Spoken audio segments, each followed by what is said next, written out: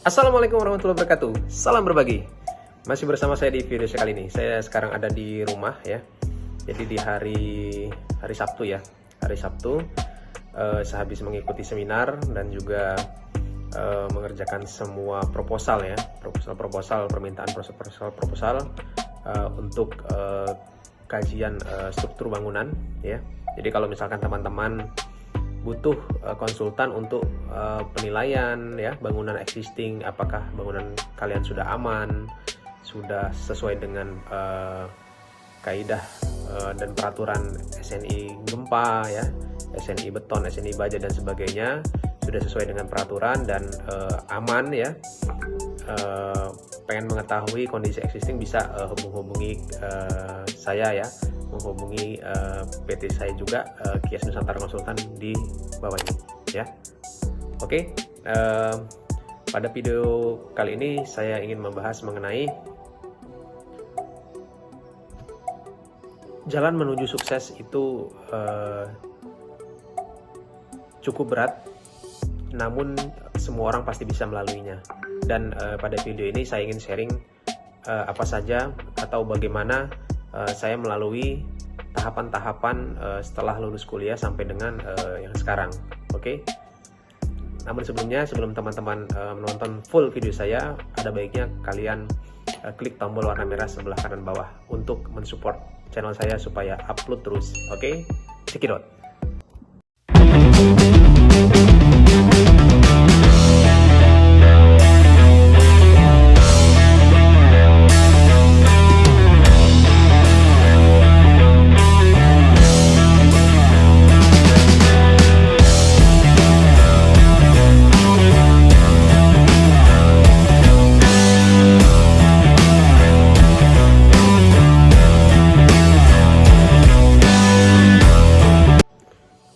Oke, baik. Jadi saya lulus di tahun 2012 ya. Waktu itu saya kuliah ya di Teknik Sipil. S1 saya di Unila, Universitas Lampung, angkatan 2008. Dan saya lulus di tahun 2012, jadi sekitar 3 tahun 8 bulan saya lulus S1. Di umur saya yang ke-22 ya waktu itu ya, 22 ya. 2012, 22 tahun ya. Dan saya waktu itu masuk ke sebuah perusahaan di Karawaci, Tangerang, yang mana rekomendasi juga dari dosen ya. Waktu itu dosen pembimbing saya. Terima kasih kepada Pak Fikri ya. Mudah-mudahan beliau menonton video ini ya. Saya ucapkan terima kasih banyak memberikan saya kesempatan untuk pertama kali saya berkarir. Dan saya masuk ke perusahaan di situ. Dan bayangan saya waktu saya lulus itu saya masuk ke perusahaan yang dalam bayangan saya ya, karena saya dulu kan kita juga sempat nonton sinetron ya, menonton film bahwa sarjana itu kerjanya bonafit ya kan, lulus kuliah misalkan kerja di Jakarta, kantornya tinggi ya kan, gedung-gedung tinggi, bonafit, pakai pakaiannya jas dan sebagainya. Ternyata ekspektasi itu di luar ya, jadi tidak sesuai dengan ekspektasi saya. Dan waktu itu saya sempat berpikir juga, ini apakah benar ini jalan saya ya ketika saya setelah lulus kuliah gitu.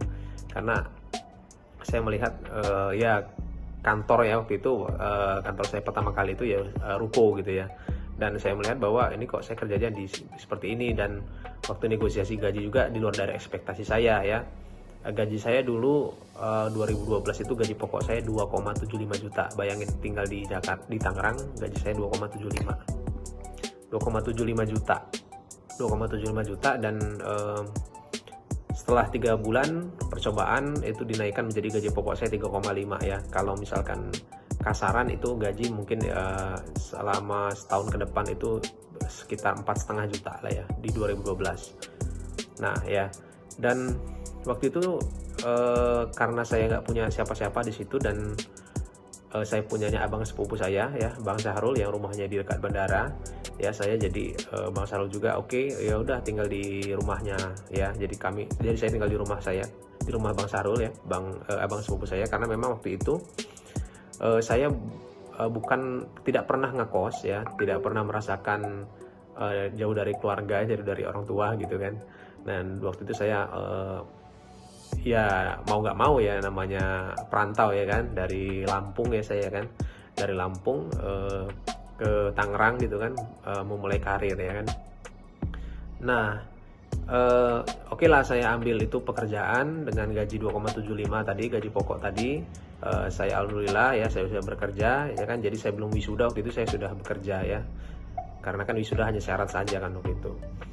Nah, singkat cerita, saya tinggal di rumah abang sepupu saya, dan jarak antara kantor ya dan rumah abang sepupu saya itu cukup jauh ya, adalah sekitar 15-20 kilo mungkin ya. Dan naik angkot loh, bayangin ya.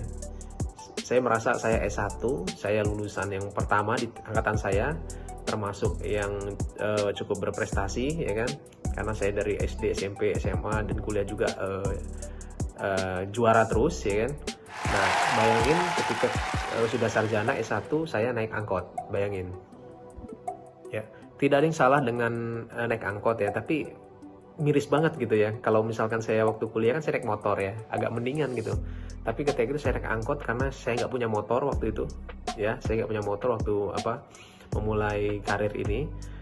Dan saya tahu nggak, itu saya naik angkot itu 3 kali loh.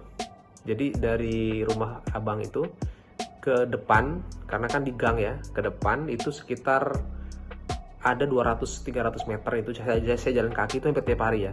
Pulang berangkat pagi, pulang sore itu hampir tiap hari ya. Saya jalan kaki dari rumah ke gang untuk ngambil angkot kan.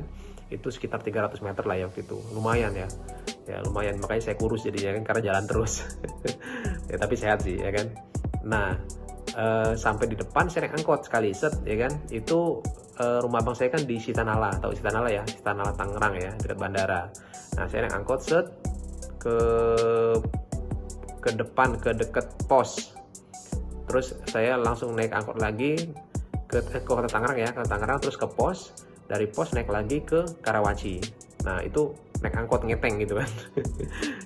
Kalau masih kuliah ya oke lah ngeteng, tapi kalau ketika udah kerja itu kayaknya perasaannya wah ya kan, ngerasa S1 itu kan ya itu dulu ya, karena anak muda gitu kan, energik, yang lihat di film-film itu kerja itu keren gitu kan, ternyata nggak seperti itu. Naik angkot ya kan, itu saya alami sekitar 1 tahun, 1,5 tahun ya. Dan ketika perjalanan 1,5 tahun, 1 tahun lah ya, 1 tahun, lalu saya ada motor gitu kan, motor abang yang dipinjamkan akhirnya di tahun kedua gitu kan, saya naik motor ya. Ya suka dukanya ya naik angkot ya ada peningkatan gitu kan. Dari naik angkot ngeteng bisa 3 kali, berangkat pagi pulang sore bahkan malam. Akhirnya di tahun kedua saya memulai karir itu saya naik motor. Saya masih ingat itu motor abang saya itu motor Satria FU yang Sonic, tau nggak, yang merah warnanya. Nah itu saya naik motor pakai helm ya kan, pakai jaket ya kan. Wah itu ya, kadang saya ketika sekarang saya naik Mercy gitu kan. Saya naik Pajero ya, mobil-mobil yang bisa dibilang mobil mewah ya. Saya terkadang kalau ngeliat di lampu merah itu saya melihat orang-orang yang pakai jaket naik motor gitu kan. Ada yang juga saya lihat di angkot ya. Saya bersyukurlah di posisi sekarang ya kan, dengan proses itu. Tapi itu tidak gampang ya kan. Nah cuman saya kadang ya senyum-senyum aja gitu kan, melihat dulu saya pernah seperti itu ya. Sekarang saya duduk dan memegang setir Mercy gitu. Alhamdulillah ya. Nah naik motor itu saya sekitar tahun kedua sampai dengan akhirnya tahun ketiga ya.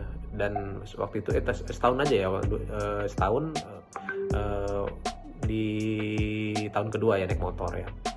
Jadi ya sedihnya gitu ya, kalau naik motor itu kalau misalkan kepanasan, kalau misalkan hujan kehujanan, basah kuyup. Jadi kalau mau ke kantor ya kan, hujan gerimis kalau pagi-pagi ya udah, kalau nggak sepatunya kotor, celananya kotor ya basah bajunya. Ya kadang kita mau prepare sih dari rumah, cuman kan kalau cowok kan nggak mau ribet ya. Jadi ya udah, jaketnya basah, helmnya kadang basah, bau dan sebagainya, ya itu dialami lah gitu kan. Dan pada tahun ketiga jadi saya mencari ilmu ya, benar-benar mencari ilmu di perusahaan pertama saya yang memang perusahaan berkembang, perusahaan asing ya, tapi masih berkembang ya. Dan itu saya mencari ilmu dan pada tahun ketiga saya memutuskan untuk saya ngekos aja, karena ada teman saya yang kuliah lulus juga bergabung sama kami waktu itu. Jadi kita ngekos di daerah Kelapa 2 Tangerang ya, Karawaci situ. Nah, kita ngekos, kita sum-suman ya. Saya masih ingat itu 1 bulannya 700.000 ya, kamar mandi dalam. Nah, ada beberapa teman saya juga di situ yang perempuan juga ada ya kan, cuman kita beda kos gitu kan. Dan saya ngekos dengan teman saya, dan waktu itu saya sempat hilang HP juga. Waktu itu masih Galaxy Tab 2 ya, waktu itu baru keren lah gitu kan, punya Galaxy Tab ya kan, iPad Tab gitu kan ya. Saya punya Galaxy Tab Samsung gitu, beli hilang gitu kan, diambil orang ketika tidur, ternyata kamar kosannya nggak diikut kunci ya kan. Itu tahun ketiga, dan akhirnya saya menginginkan waktu itu ingin menjadi manajer ya. Saya pengen banget menjadi manajer, ternyata nggak bisa gitu ya kan, karena kan mungkin umur saya juga, atau ya mungkin pengalaman saya dan cara berpikir saya yang belum manajerial banget gitu kan. Nah, padahal saya waktu itu ingin sekali menjadi manajer. Nah, pada tahun ketiga menuju tahun keempat, saya bekerja. Di tahun ketiga menuju keempat, akhirnya saya menikah ya, itu menikah. Dan saya berpikir kayaknya saya nggak mungkin seperti ini terus. Dan waktu di tahun ketiga itu saya menikah, dan itu benar-benar survive 1 tahun. Saya dan istri saya, terima kasih sudah susah bareng kita, itu di perumahan yang saya sekarang nih ya. Saya ngontrak di B berapa ya, adalah di sana ya, di dekat rumah juga gitu. Saya ngontrak di situ. Tahun pertama benar-benar survive ya. Gaji itu ya cukup, dibilang cukup, tapi ya tetap kita kan kasih ke orang tua, kasih ke mertua, kasih ke istri juga ya. Kalau hitung-hitung ya mepet banget, dan bahkan minus gitu kan. Cuman ya itu saya syukuri, itu sebagai perjalanan hidup ya kan. Nah, di tahun sekitar tahun 2014 ya. Ya di 2014 lalu saya berpikir bahwa saya harus berubah ya. Dan waktu itu ya mungkin ada di video saya sebelumnya, dimana saya coba memperbaiki ibadah saya. Ada yang salah dengan kehidupan saya, mengapa setahun setelah menikah itu saya benar-benar susah ya kan. Akhirnya saya merubah, dan mindset saya berubah. Dan saya juga dalam karir saya kerja waktu itu kan, saya tidak mendapatkan kesempatan juga jadi manajer. Akhirnya di tahun 2015 ya, saya memutuskan untuk saya membuat perusahaan ya, membuat perusahaan sendiri. Awalnya saya freelance aja gitu kan. Namun sebenarnya kalau lihat video-video saya sebelumnya, kalau kalian mengikuti ya kan, itu saya sebelum membuat perusahaan saya juga training ya, memberikan private hitung struktur, hitung bangunan ya kan, langsung pernah juga sempat juga jual-jual kaos dan sebagainya. Pada akhirnya saya memilih konsultan ya kan, dan dapat proyek. Saya buat PT QS Nusantara Konsultan di tahun 2015, 28 Desember 2015. Dan akhirnya QS berdiri 2 tahun. Di 2017 akhir saya resign ya. Saya memutuskan resign dari pekerjaan saya, dan pondasi QS sudah cukup bagus ya. Dan ketika resign itu memang ada gesekan ya, ada setan-setan yang mengganggu. Artinya ketidakyakinan itu pasti ada ya, apakah nanti kedepannya kita dapat proyek atau tidak. Itu kan mengganggu banget ya kan, apalagi dari kita karyawan menjadi pengusaha, itu sangat mengganggu. Gimana nanti anak kamu gimana, istri kamu gimana, orang tua kamu gimana, mertua kamu gimana per bulannya ya kan. Kalau misalkan masih ada cicilan, bagaimana bayarnya kalau nggak ada proyek gitu kan. Nah, itu yang bergejolak ya. Tapi ya karena kita punya piutang, karena kita punya pondasi yang cukup kuat, 2 tahun cukup ya. Di tahun 2018 saya membuktikan, setelah saya resign awal tahun 2018, saya membuktikan bahwa QS bisa menjadi infrastruktur saya, dan sampai sekarang tim saya untuk mencari rezeki ya. Jadi pesan saya adalah jangan pernah melihat kita dari mana asalnya. Jangan pernah kita melihat kita tidak punya apa-apa, kita tidak punya privilege, kita susah ya kan, naik angkot segala macam. Jangan susah di situ, jangan terpaku kita susah gitu kan. Tapi cobalah untuk kita berusaha, kita mengubah nasib kita mengubah keberuntungan kita, karena Allah juga kan memberikan kesempatan, dan Allah tidak akan mengubah nasib suatu kaum kalau kita juga tidak mau mengubahnya, bener kan? Di surat Ar-Ra'd ayat 11 ya. Nah itu, jadi dan saya alhamdulillah dari 2015 QS berdiri sampai 2 tahun kemudian saya beli mobil ya. Mobil pertama saya Pajero Sport warna hitam ya, mungkin kalian tahu yang mengikuti saya. Yang itu ya bayangin aja ya, saya dari naik angkot, saya naik motor, Terus saya naik Pajero ya 2017 ya, alhamdulillah. 2018 saya beli mobil, intinya 2017 sampai 2018 saya beli mobil itu 5. Alhamdulillah saya dapat mobil 5 karena waktu itu proyek lumayan besar, banyak ya. Saya beli 5. Jadi mobil pertama saya itu Pajero Sport warna hitam. Terus di bulan Maret kalau nggak salah 2018 saya beli Honda Jazz ya buat istri saya. Lalu pada bulan September ya Juli September saya beli mobil Brio untuk ibu saya. Terus di bulan, karena ibu saya ya kan, saya belikan buat mertua saya juga, itu di bulan Oktober kalau nggak salah, Datsun Cross ya. Dan pada tahun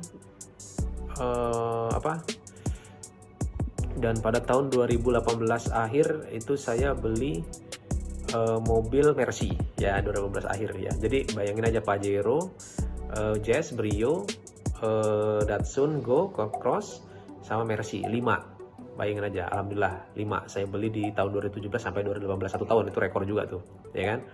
Dan pada akhirnya berkembang itu sampai dengan saat ini, alhamdulillah saya bisa bangun rumah dan sebagainya untuk sampai saat ini. Artinya jangan melihat kita berasal dari mana, jangan pernah kita mengeluh kesah ya.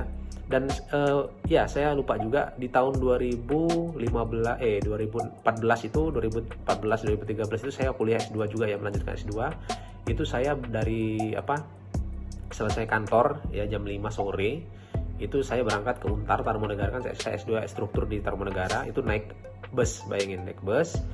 Terus pulangnya itu sekitar jam 9, jam 10, itu hampir tiap hari itu saya naik bus, tidak ada bus AC, adanya bus non AC. Itu saya berdiri, pengap-pengapan, ya bau-bauan dan sebagainya. Itu saya alami sekitar 1 tahun setengah, bayangin aja. Jadi buat teman-teman, buat adik-adik yang masih kuliah juga, ya mudah-mudahan bisa lebih baik daripada saya. Artinya ini bukannya kita sombong-sombongan, bukan, tapi kita saling sharing aja, karena memang kalian yang tidak punya apa-apa, kalian tidak misalkan dilahirkan di keluarga yang ke teknik sipilan atau bukan dilahirkan mempunyai privilege ya, kalian jangan khawatir, insya Allah bisa mengikuti semangat saya dan mimpi saya gitu kan, kita bisa gitu kan. Untuk menjadi orang yang berhasil dan orang yang sukses ya, jangan jadi mengeluh gitu kan. Nah, semua keterbatasan itu ada, tapi jangan pernah untuk mengeluh, dan jangan lupa selalu berbakti kepada kedua orang tua, kepada keluarga, kepada istri, anak dan sebagainya. Kita sayang kepada mereka dan semuanya, dan jangan lupa sedekah, dan yang pasti ibadah ya, diperkuat dan konsisten gitu. Ya, demikian video saya. Mungkin ini sharing cukup panjang ya kan, tapi ini mudah-mudahan bermanfaat bagi teman-teman yang masih kuliah, bahkan lagi memulai karir ya, menjadi fresh graduate ya. Jadi jangan menyerah, jangan lakukan apapun ya. Kalau bisa bekerjalah di perusahaan yang memang masih berkembang, sehingga kalian bisa menemukan ilmu-ilmu yang bermanfaat, tidak hanya teknis tapi juga non teknis, presentasi, negosiasi, administrasi dan sebagainya kalian kuasai ya. Oke, apabila kalian suka dengan video saya, jangan lupa like, share, dan komen ya. Jangan lupa subscribe juga. Oke, sampai ketemu di video saya selanjutnya. Assalamualaikum warahmatullahi wabarakatuh. Salam berbagi.